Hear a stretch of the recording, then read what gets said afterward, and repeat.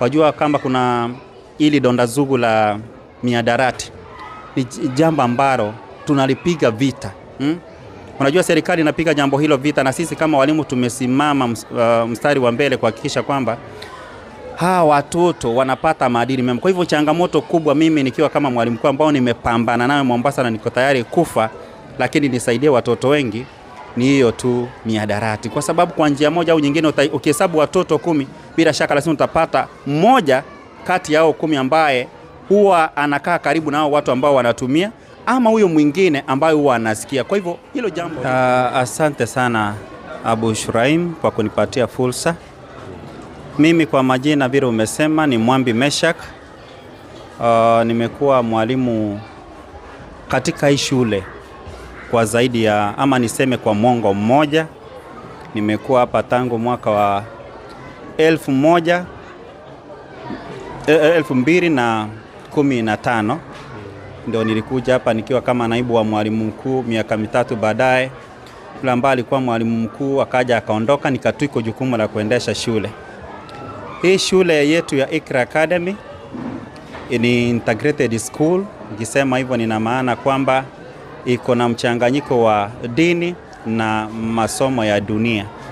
Na hii shule yenyewe, shule yetu imeanza 2003 na imeanza kwa huo msingi wa kuwa na madrasa na masomo ya dunia. Nikiwa kama mwalimu katika hii shule yetu, tumekuwa na mambo chungu nzima kwa wazazi wetu. Tumekuwa ni shule ambayo imebobea kusema kweli katika nyanja ya elimu, nyanja za kidini. Ni shule ambayo imebobea katika mambo mengi. Tunajaribu sana kadri ya uwezo wetu kuhakikisha kwamba watoto wetu ambao wanasoma hapa wakitoka pale nje ni watoto wa kutamanika.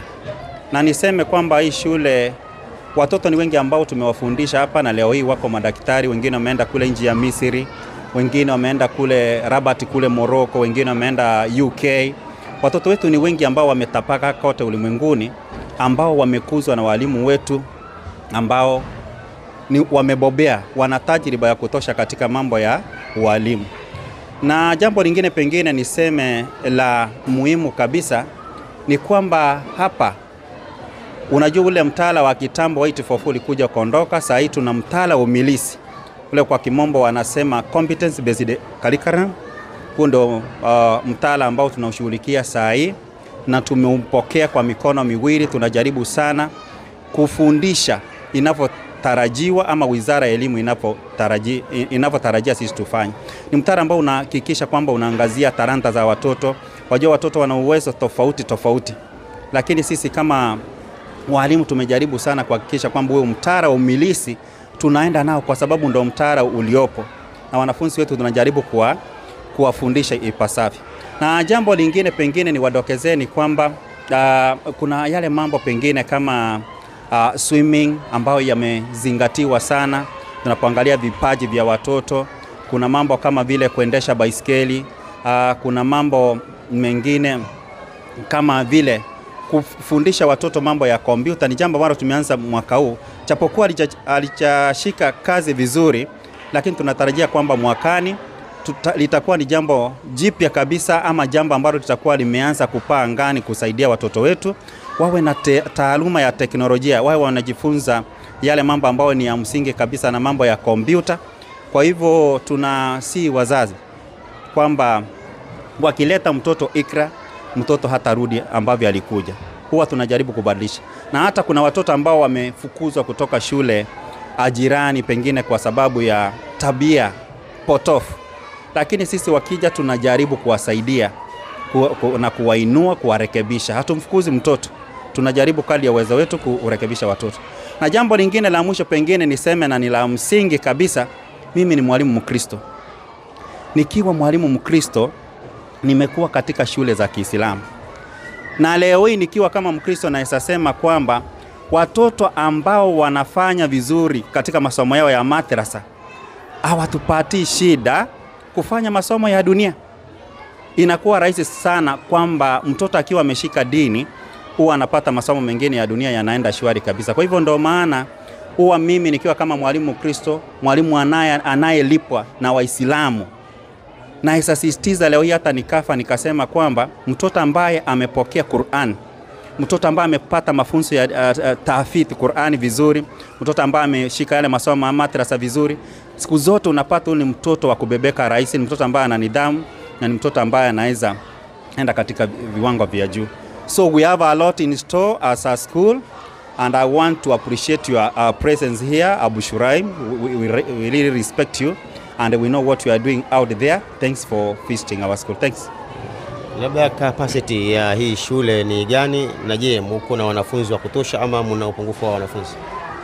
Kwa sasa naweza sema kwamba tuko na wanafunzi takriban 420, lakini bado tuna nafasi tele. Ukitembea hapa kuna nafasi tele. Kwa hivyo tunatarajia ama tunaomba Mwenyezi Mungu akitujalia mwakani tuna nafasi tele ya kuongeza wanafunzi. Kwa hivyo kwa sasa 420, lakini tuna nafasi tele ya wanafunzi ambao wanataka kujiunga nasi. Kuna changamoto yote kupitia wanafunzi ama wazazi ama idara yenyewe ya shule? Zipo changamoto tele. Unajua ukiwa mwalimu unakumbana na visa chungu nzima. Ziko changamoto, lakini ukiwa katika mazingira yetu ya Mombasa, kile kitu naweza sema ni kwamba watoto wetu wakitoka, sisi tunafundisha hulka njema. Wanapoondoka pale nje wanakumbana na mambo mengi. Wajua kama kuna ili donda zugu la miadarati, ni jambo ambalo tunalipiga vita. Unajua serikali inapiga jambo hilo vita, na sisi kama walimu tumesimama mstari wa mbele kuhakikisha kwamba hawa watoto wanapata maadili mema. Kwa hivyo changamoto kubwa mimi nikiwa kama mwalimu mkuu ambao nimepambana nayo Mombasa na niko tayari kufa, lakini nisaidie watoto wengi, ni hiyo tu miadarati. Kwa sababu kwa njia moja au nyingine ukihesabu watoto 10, bila shaka lazima utapata mmoja kati yao 10 ambaye huwa anakaa karibu na hao watu ambao wanatumia, ama huyo mwingine ambaye huwa anasikia. Kwa hivyo hilo jambo lipo, limekuwa donda sugu kusema kweli. Tunajaribu kadri ya uwezo wetu kulisaidia. Lakini hamujawahi kumshika mtoto na drugs akiwa ndani ya klasi au ndani ya shule? Hapa kwetu sitasema uongo. Kuna pengine kuna mtoto mgeni amewahi kuja hapa miaka mingi iliyopita, kama miaka 5 hivi, lakini si visa ambavyo naisadanganya kwamba tumempata mtoto wetu ama tumemfumania akifanya hivi. Lakini bila shaka unajaribu kuwafuatilia. Tunafanya ile inspection begi zao kila wanapoingia shuleni, kuhakikisha kwamba hawabebi chochote ambacho kinaweza wadhuru kwa njia moja au nyingine katika maisha yao.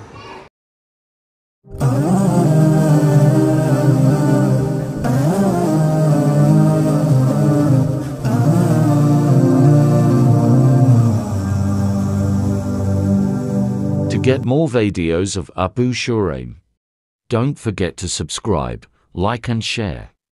May Allah guide and bless the person who shares the videos.